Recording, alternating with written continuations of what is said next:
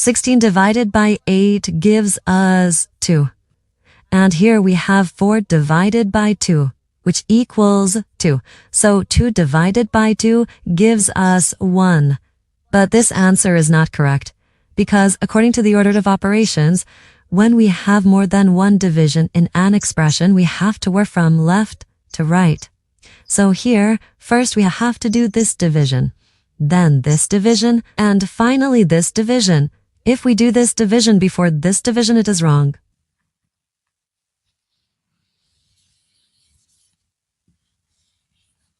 So first this division, 16 divided by 8, which equals 2. So 2 divided by 4 divided by 2.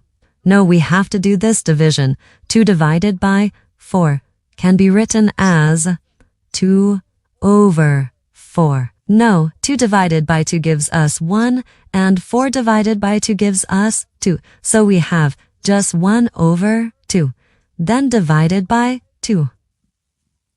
Okay, 1 over 2 divided by 2.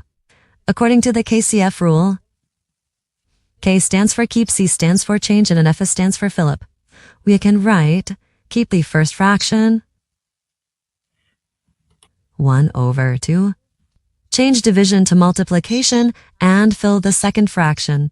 Okay? Excuse me. Here we have 1 over 2. So 1 over 2 times 1 over 2, which equals 1 times 1 gives us 1.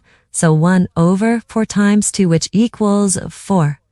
1 over 4, or 0.25.